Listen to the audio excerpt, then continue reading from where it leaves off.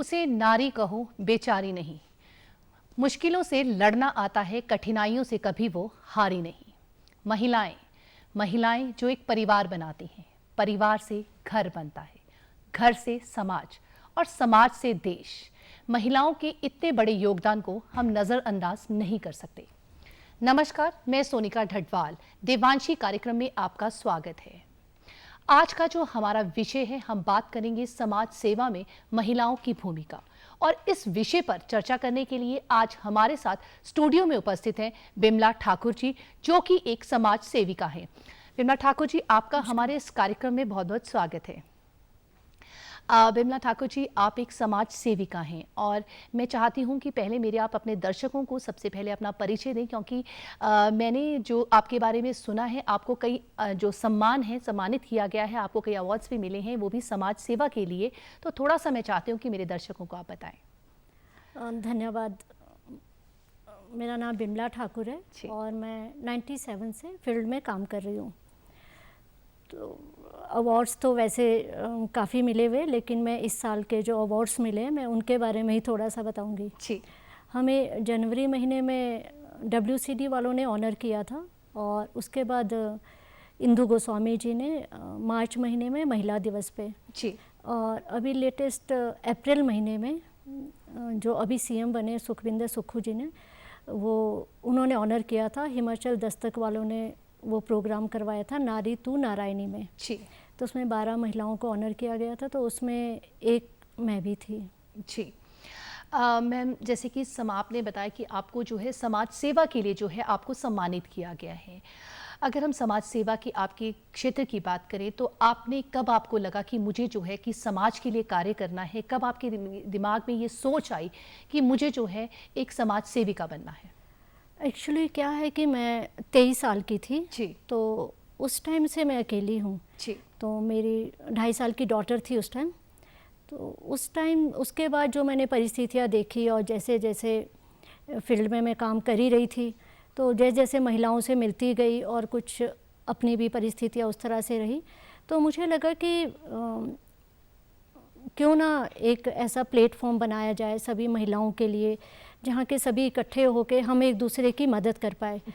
जैसे कि शुरुआत में तो हमारे साथ हम किसी प्लेटफॉर्म पे नहीं थे, तो हम अकेले ही कार्य करते थे, 4-5 महिलाएं हम लोग। तो एक बारी क्या हुआ कि एक महिला, उनके यूरिन ब्लैडर का कैंसर हो गया था, सिंगल थी वो। तो उनको जब उनका ऑपरेशन होना था तो उनके जो भाई थे वो नहीं आए, उनको बुलाने के लिए पुलिस को भेजना पड़ा। तो एक सिग्नेचर करने के लिए उनके फैमिली से कोई नहीं आया।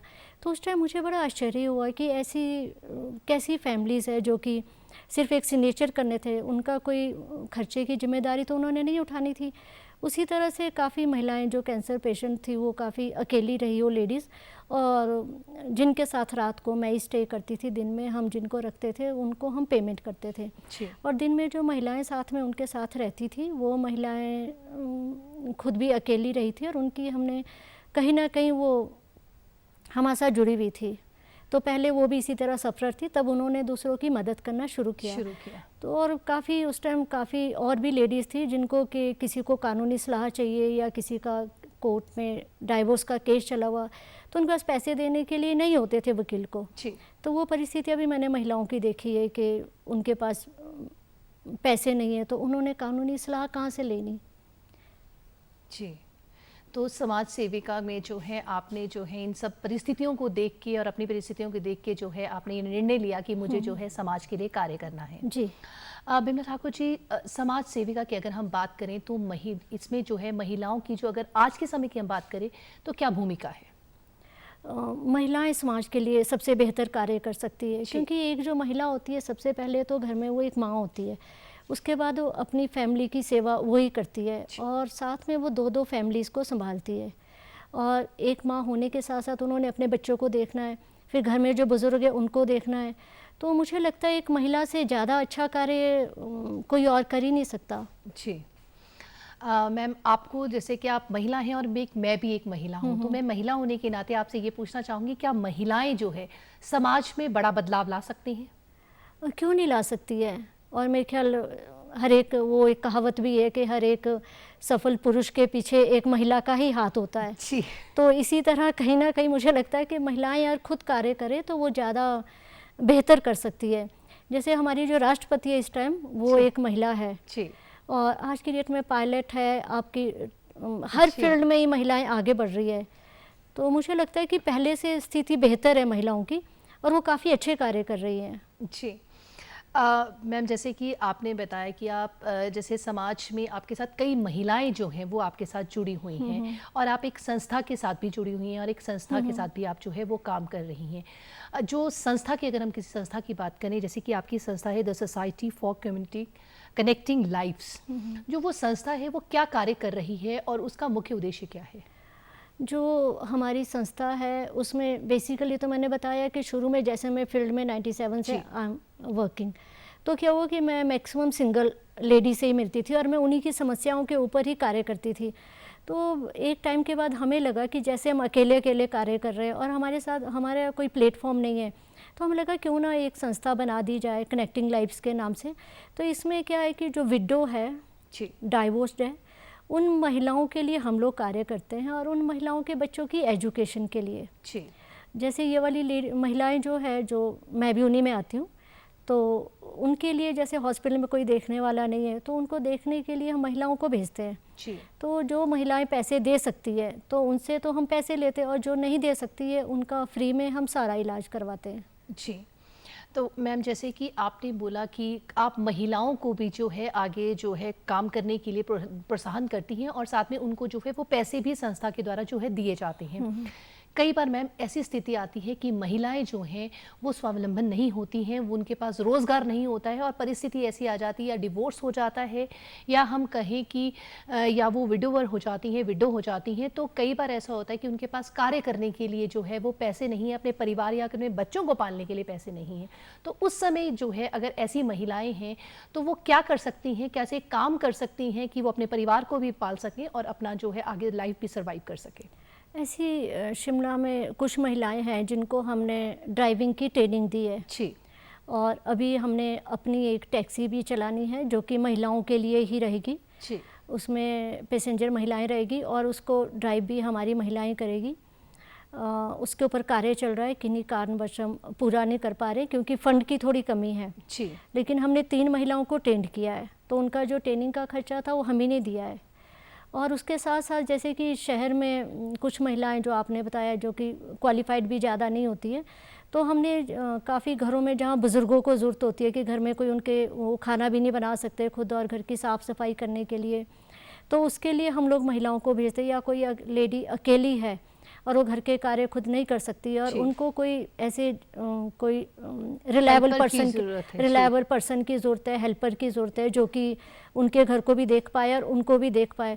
तो उसके लिए हम महिलाओं को भेजते हैं और इससे क्या होता है कि उनकी भी ज़रूरत पूरी हो जाती है कि उनके घर में एक हेल्पिंग हैंड मिल जाता है। और दूसरा, जो महिलाएं जो हमारी बेरोज़गार महिलाएं रहती है तो उनको भी एक रोज़गार मिल जाता है ताकि उनकी भी रोजी रोटी चल सके। जी।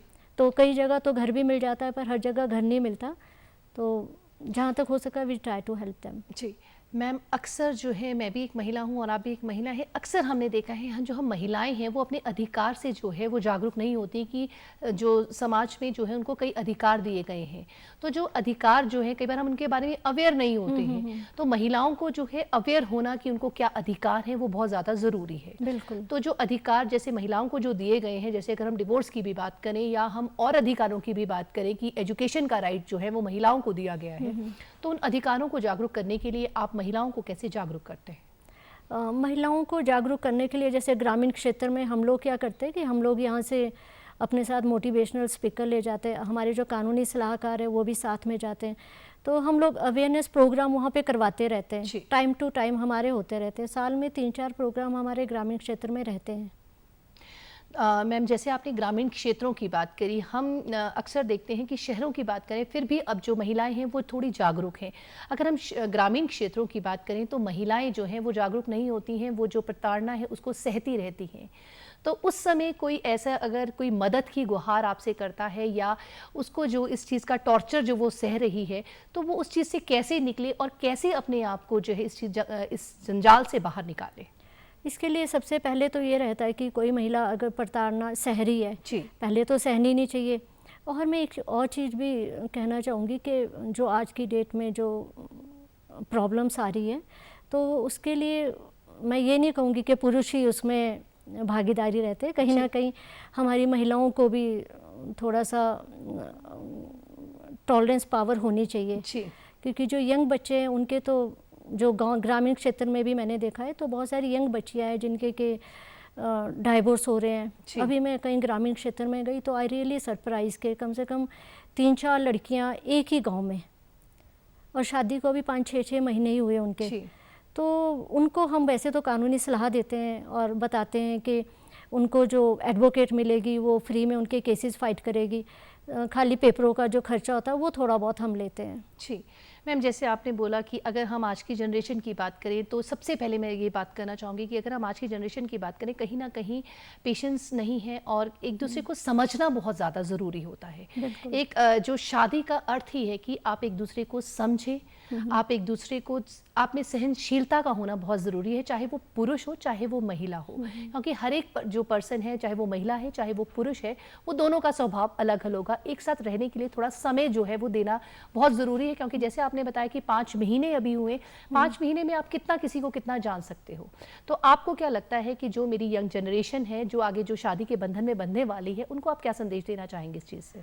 उनको तो एक ही संदेश देना चाहेंगे कि सहनशीलता की बहुत ज़रूरत है, और जो शादी है वो एक कंप्रोमाइज़ होता है, उसमें एडजस्ट दोनों को ही करना पड़ता है। ऐसा नहीं है कि लड़की ही एडजस्ट करे या लड़का ही एडजस्ट करे, उसमें दोनों की भूमिका बराबर रहती है। और मुझे लगता है कि अगर इस तरह से चलेंगे तो हमारी जो फैमिलीज़ है वो अच्छे से नहीं सफाई कर पाएंगे। जी मैम, जैसे आपने बात की सिंगल, अगर हम मदर्स की भी बात करें, जैसे सिंगल मदर है, अगर शहर की बात करें, कई हम महिलाओं से मिलते हैं तो कई तरह की समस्याओं का जो है उनको सामना करना पड़ता है।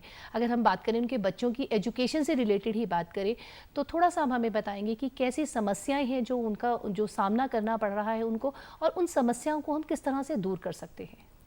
एक तो जो शिमला शहर में जो बेसिकली मुझे लगता है हमारी बहुत सारी सिंगल मदर्स हैं, तो उनके बच्चे जैसे अगर सरकारी स्कूल में भी पढ़ रहे हैं तो 10th के बाद तो फीस रहती है, 10th क्लास के बाद। तो मुझे लगता है कि जो शिमला शहर में जो सरकार जो BPL फैमिलीज़ के लिए जो घर बनाती है, उसमें जैसे आशियाना 1 और आशियाना 2 बनाए हुए, जो मेरी नॉलेज में अभी तक है, एक ढली में और दूसरा नीचे मेरे ख्याल कृष्णा नगर साइड है शायद।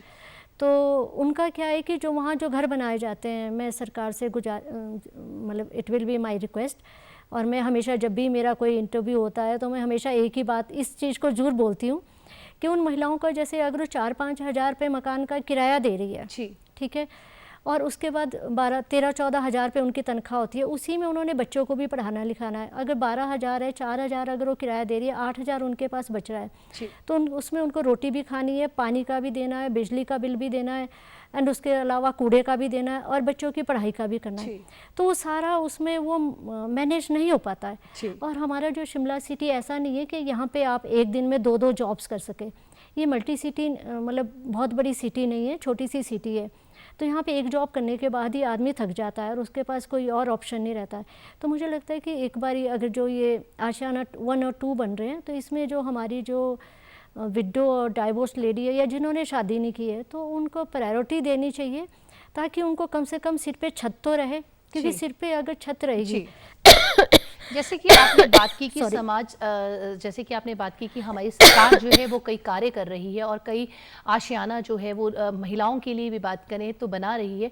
अगर हम बात करें कि जैसे सरकार के द्वारा कई योजनाएं जो हैं वो चलाई गई हैं, फिर भी हम योजनाएं बनी हैं, फिर भी जो महिलाएं हैं वो जागरूक नहीं हैं, ऐसा क्यों? नहीं, महिलाओं को आज की डेट में मुझे लगता नहीं है ज़्यादा महिलाओं को नॉलेज ना हो, क्योंकि गांव में जो आशा वर्कर्स होती है वो सबको बताती है, और शहर में भी रहती है इस तरह से जो भी सरकारी योजनाएं रहती है, लेकिन हाँ उसमें फॉर्मेलिटी ज़्यादा रहती है और हो सकता है कि उसमें वो फॉल ना करे।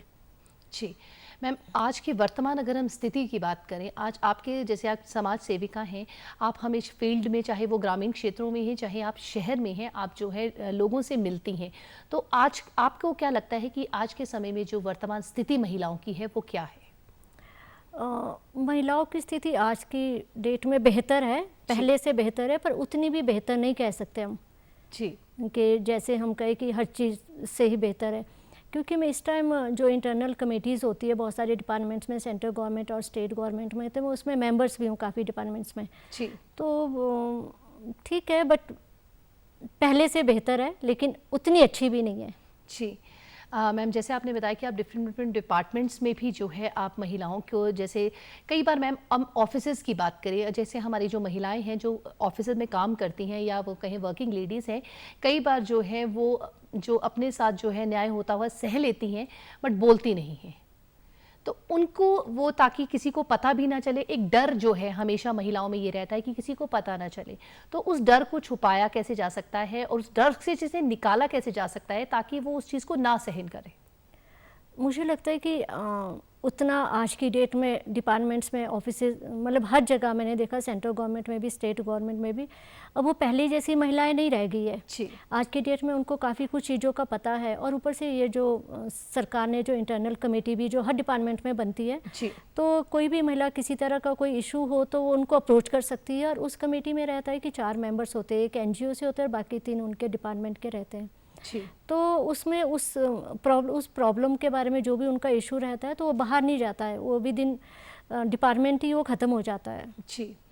मैम, महिलाओं की सुरक्षा की अगर हम बात करें कि जिस तरह से मदर्स जो हैं वो अकेली रह रही हैं बच्चों के साथ, कई महिलाएं ऐसी हैं जो वो अकेली भी रही हैं, अगर उनकी हम सुरक्षा की बात करें तो वो सुरक्षा में उनका कैसे ध्यान रखा जाता है, और समाज सेविका अगर वो हैं उनको कैसे वो उनके साथ इकट्ठे रहते हैं और किस तरह से वो कार्य किया जाता है ताकि वो समाज के लिए कार्य करें? जो आप उन महिलाओं की बातें कर रही हैं जो हमारे साथ जुड़ी है महिलाएं, जो आपके साथ जुड़ी भी महिलाएं हैं, और कई महिलाएं ऐसी हैं जो वो अकेली भी रहती हैं, अगर हम उनकी सुरक्षा की बात करें? मुझे लगता है शिमला शहर हमारा बहुत उस तरह से छोटी सिटी है, और यहाँ पे इस तरह की इतनी समस्या नहीं आती जिस तरह से बड़ी सिटीज़ में आती है। तो यहाँ पे अभी तक इस तरह का कोई बड़ा इशू नहीं हुआ है, छोटी छोटी बातें होती रहती है, तो उसके लिए हम लोग उनकी हमेशा मदद करते हैं। कभी भी किसी महिला का मुझे फ़ोन आता, कहीं से भी आता है, तो मुझे नहीं लगता आज तक किसी महिला ने मुझे अप्रोच किया हो और उनके कार्य ना हुए हो। 99% हम लोग कोशिश करते हैं किसी भी तरह से, चाहे उनकी सुरक्षा की बात हो या उनके बच्चों की एजुकेशन की बात हो। इवन अभी एक बच्चा जिसकी काफ़ी, जो हमारी, मैंने बताया जो सिंगल मदर्स है, उनके बच्चों की एजुकेशन का भी हम लोगों ने जिम्मेदारी ली है। तो एक बच्चे ने हमारे अभी UPSC का टेस्ट निकाला है जी, तो वो हमारे लिए बहुत बड़े गर्व की बात है। और बच्चे भी हमारे टेस्ट निकालते रहते हैं, लेकिन जो UPSC का इस बच्चे ने टेस्ट निकाला बगैर किसी ट्यूशन के, बगैर कोचिंग के, और खुद सेल्फ स्टडी करके। जी, तो बहुत ही अच्छी बात है कि बच्चा जो है इस फेज से निकल के भी बच्चा जो है वो इतनी बड़ी जो है उसने जो उपलब्धि जो है वो हासिल की। अभी प्री टेस्ट निकाला है, मेन उसने दिया है। जी, आई प्रे कि वो उसमें भी निकल जाए। जी। मैम, महिलाओं की हम अगर सशक्तिकरण की बात करें तो महिलाओं के लिए सशक्तिकरण कितना आवश्यक है? बहुत ज़्यादा है, अभी है। जी, तो महिलाएं कई बार मैम, अक्सर क्या हम हमेशा सुनते हैं कि महिला जो है, महिलाओं को अपने लिए खुद जागरूक होना बहुत ज़्यादा ज़रूरी है, महिलाओं का सम्मान करना जो है वो बहुत ज़्यादा जो है वो ज़रूरी है। अगर हम बात करें, हम बेटी पढ़ाओ, बेटी बचाओ, बेटी पढ़ाओ का हम जो है वो नारा दे रहे हैं, कई बार जो है महिलाएं ही हैं अपनी बेटी होने पर खुश नहीं होती, इसका क्या रीज़न क्या रहता है? और अब मैं अपने दूरदर्शन के माध्यम से दर्शकों को मैं चाहती हूँ कि आप एक समाज सेविका हैं और इतने समय से आप जो है समाज के साथ जुड़ी हैं, तो थोड़ा सा मैं चाहती हूँ कि मेरे दर्शकों को बताएं कि इस चीज़ से उनको ऊपर उठना पड़ेगा। इसके लिए समाज को भी सोच बदलनी पड़ेगी और हम महिलाओं को भी सोच बदलनी पड़ेगी। जी, बिल्कुल। वैसे मेरी भी एक ही डॉटर है और मेरे सर्कल में बहुत महिलाएं हैं जिनके एक ही बेटी है। जी। और इसके लिए सबको एक ही मैसेज है कि वो पढ़े लिखे और अपने पाँव पे खड़े हुए, क्योंकि अपने पाँव पे खड़े होना सबसे ज़रूरी है। जी मैम, अगर आज के समय की मैं बात करूं तो महिलाएं जो हैं वो चांद पर भी पहुंच चुकी हैं। बिल्कुल, वो फाइटर प्लेन्स भी चला रही हैं, प्लेन्स भी चला रही हैं, और अगर हम राष्ट्रपति की बात करें तो हमारी जो है राष्ट्रपति भी जो हैं वो महिला ही हैं। अगर हम बात करें, राष्ट्रपति भी बनके देश को जो है वो चला चुकी हैं। अगर हम बात करें आज के समय की, जो हम बात कर रहे हैं, तो अभी भी जो है जो प्रतिशत महिलाओं का वो है वो कम है, ऐसा क्यों? इसमें तो मुझे लगता है कि आप इसकी बात कर रहे हैं राजनीति में कि अगर राजनीति की बात नहीं, अगर हम हर एक उसमें बात करें कि महिलाएं कहीं ना कहीं जो है अभी कंधे से कंधे मिलाकर तो चल रही हैं, कहीं बदलाव बहुत ज़्यादा आया है, पर कहीं ना कहीं अभी भी अगर हम प्रतिशत की बात करें वो कम है। इसका मुख्य कारण क्या समझती हैं? इसका मुख्य कारण तो मुझे लगता है कि पर मुझे ऐसा लगता नहीं है, क्योंकि लड़कियां लड़कों से ज़्यादा पढ़ी लिखी है और हर क्षेत्र में आज की डेट में लड़कियां लड़कों से ज़्यादा अच्छा कमा रही है और अच्छी जॉब्स ले रही है। जी मैम, जैसे आप समाज सेविका हैं तो मैं चाहती हूँ कि मैं जानना चाहूँगी आपसे कि आपको क्या लगता है, जैसे कि आप फील्ड में जाती हैं, ऐसी कौन कौन सी समस्याएं हैं जो अवेयर नहीं है लोग उसके बारे में, और कौन सी समस्याएं हैं जो महिलाएं जो हैं वो फेस कर रही हैं? मैंने तो वो आपको बताया, जो मैं ज़्यादातर अपनी सिंगल मदर्स के लिए ही काम करती हूँ, तो मुझे लगता है कि मेन तो जो हमारे सिटी में रहने की समस्या हमारी महिलाओं को है। जी, तो रहने की जो एक मुख्य जो है वो समस्या है। और मैम, एजुकेशन की अगर बात करें तो एजुकेट होना आज के समय में बहुत ज़्यादा ज़रूरी है कि कहते हैं कि लड़की पढ़ी तो पूरा परिवार पढ़ गया, लड़का पढ़ा तो खुद पढ़ा। ये कहावत कहाँ तक सही है? ये बिल्कुल 101% सही है और ऐसे ही होता है। अगर माँ पढ़ी है तो वो क्या है कि पूरी फैमिली पढ़ जाती है, अपने बच्चों को पढ़ाएगी, घर में इवन वो बच्चों के बच्चों को भी पढ़ाती है, कल को जब वो दादी बन जाती है या नानी बन जाती है तो वो पूरी फैमिली को देख रही होती है। तो इसीलिए कहा गया है कि अगर एक महिला पढ़ गई तो पूरी फैमिली पढ़ जाती है। जी, तो महिलाओं का जो है वो पढ़ना बहुत ज़्यादा ज़रूरी है, महिलाओं को जागरूक होना बहुत ज़्यादा ज़रूरी है। जैसे आपके पास कई ऐसे समाज सेविकाएं, कई बार छोटे बच्चे भी आपके पास आते होंगे कि छोटे बच्चे हैं, या अगर हम कहें कि जो मदर जिन्होंने, या वो मदर नहीं है, फादर नहीं है, सिंगल बच्चा है, तो उनके लिए आप किस तरह से कार्य करते हैं आप लोग? उनके लिए तो हम लोग नहीं कर पाते, क्योंकि अगर वो अपनी फैमिली में रह रहे हैं तब तो ठीक है, हम उनकी पूरी मदद करते हैं, क्योंकि इस टाइम हमारे पास काफ़ी संख्या में बच्चे हैं जिनकी कि ग्रामीण क्षेत्र में भी और शहरी क्षेत्र में भी जिनकी पढ़ाई का हम लोग खर्चा दे रहे हैं। जी। तो और जो बच्चा बिल्कुल अकेला रह जाता है उसकी हम लोग जिम्मेदारी नहीं लेते हैं। जी। हम उन बच्चों की मदद वहीं करते हैं जो अपनी मदर के साथ रह रहे हैं। जी। या वो चाहे ग्रामीण में चाहे शहर में। जी मैम, जो आप संस्था आपकी है उसके आप अध्यक्ष हैं, तो वो संस्था कितने समय से हैं, और उस संस्था में अध्यक्ष होने के नाते आप आगे फ्यूचर में ऐसे कौन से कार्य हैं जो महिलाओं के लिए और समाज के लिए आप करना चाह रही हैं? आने वाले टाइम में सबसे पहले तो हमारा ये कि सभी महिलाओं के लिए रहने के लिए हम एक ही छत के नीचे रहने के लिए करें, क्योंकि मैक्सिमम शिमला शहर में जो मैंने संख्या महिलाओं की देखी, सिंगल लेडीज़ की, तो बहुत ज़्यादा है, और जो वेल ऑफ है जी। तो वो कि उनको ये लगता है कि हमें रहने के लिए एक ही जहाँ हम रहें तो वहाँ हमें सारी फैसिलिटी मिले, कुक की भी मिले, धोबी की भी मिले, डॉक्टर की भी मिले। तो शायद हमें अगर ज़मीन लीज़ पे मिल जाती है तो हम अपनी संस्था की तरफ से घर बना सकते हैं, और उस घर में जो भी महिलाएं रहेगी उनसे चार्जेस लिया जाएगा, ताकि वो बिल्डिंग को उसकी मेंटेनेंस के लिए, और जो वर्कर्स वहाँ पे रहेंगे उनके खर्चे उनसे निकाले जा सके। मैम, इससे इनकारा नहीं जा सकता कि जो महिलाएं हैं वो घर की चारदीवारी से निकलकर जो अब है वो कार्य क्षेत्र में भी जो है आ चुकी हैं, तो वो कार्य भी करती हैं और घर को भी संभालती हैं, घर के साथ साथ वो अपना परिवार को भी जो है वो संभालती हैं, उनको वो जोड़ के रखती हैं। इसके लिए महिलाएं हमेशा जो है बहुत ज़्यादा डेडिकेटली जो है वो काम करती हैं। आपको क्या लगता है उनकी फैमिली को किस तरह से उनको सपोर्ट करना चाहिए? कई बार ऐसा होता है कि फैमिली को काम करना पसंद नहीं है, क्या ऐसे केसेस भी आपके पास आते हैं?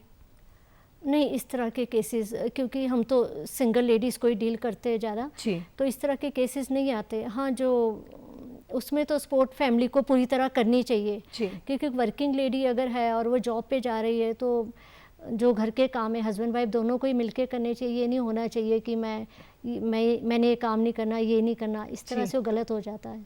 बड़ी सोच का होना जो है वो बहुत ज़्यादा जो है आज के समय में हम कहें तो बहुत ज़्यादा जो है वो ज़रूरी है। मैम, जैसे आपने बहुत छोटी उम्र से जो है अपनी बेटी के साथ जो है उसकी परवरिश की है, और आप जो है समाज के साथ भी जुड़ी हैं, थोड़ा सा हमें अपना एक्सपीरियंस बताइए कि किस तरह से आपने, कौन सी समस्याएं जो आपको लगा कि ये समस्याएं जो है मैंने इनको फेस किया ताकि और महिलाएं इन समस्याओं को फेस ना करें? हाँ, मुझे ये लगा कि जब मैंने अकेले रहना शुरू किया तो मुझे लगा कि बहुत सारी चीज़ें जो शायद मैं आपको ऑफलाइन कभी बताऊंगी अभी तो नहीं बताऊंगी। बेसिक रहता है, बच्चे की पढ़ाई का खर्चा रहता है। और जैसे मेरे तो सिर पे शुक्र है छत थी, पेरेंट्स के साथ रह रही थी तो उतनी समस्या नहीं आई, लेकिन बच्ची की पढ़ाई का सारा मैंने खुद ही किया है। और उसके बाद जैसे कि अभी मैं जब इस संस्था की अध्यक्ष बनी तो उसके बाद मुझे लगा कि ये जो महिलाएं हैं, मैं एक बिल्कुल जो अकेली महिला रह रही है, जो परिवार से अलग रह रही है, भाई बहन से दूर रह रही है, फैमिली से दूर रह रही है, उसकी लाइफ कैसी होती है। तो वो ज़िंदगी, उसके लिए मैंने क्या किया कि खुद भी उसी में ढाला और मैं बिल्कुल अकेली रह रही हूँ पिछले 2.5-3 साल से, इसीलिए रह रही हूँ ताकि मैं उस महिला की कठिनाइयों को समझ पाऊँ कि वो किस किस दर्द से गुजरती है और किन कठिनाइयों से वो जूझ रही होती है जब वो बिल्कुल अकेली रहती है। जी मैम, मैं चाहती हूँ कि दूरदर्शन के माध्यम से आप महिलाओं को संदेश दें कि वो अपने अधिकारों के लिए जागरूक हों और जो है वो, ताकि उनको ऐसी समस्याओं का सामना ना करना पड़े। मैं सभी महिलाओं को यही कहना चाहूँगी, और किसी को किसी भी तरह की कोई सिंगल मदर है तो वो हमसे भी कांटेक्ट कर सकती हैं किसी भी तरह की सलाह के लिए। कानूनी सलाह हमारी फ्री रहती है, और किसी का कोर्ट में भी अगर केस चला या कोई हॉस्पिटल में एडमिट है तो उसका भी इलाज का हम खर्चा देते हैं। वैसे तो सरकार काफ़ी कुछ कर रही है, हमसे ज़्यादा कर रही है, लेकिन बहुत सारी चीज़ें रहती है जो वो नहीं कर पाते, वो फिर हमें करना होता है। जी मैम, आप इस हमारे कार्यक्रम में आए, आपने इतनी महत्वपूर्ण जानकारी दी, उसके लिए बहुत बहुत धन्यवाद। Thank you. महिलाओं को अपने अधिकार के लिए जागरूक होना पड़ेगा, महिलाओं को अपने आप एजुकेटेड होना पड़ेगा। आज के कार्यक्रम में सिर्फ इतना ही, अगले हफ्ते फिर मिलेंगे। नमस्कार।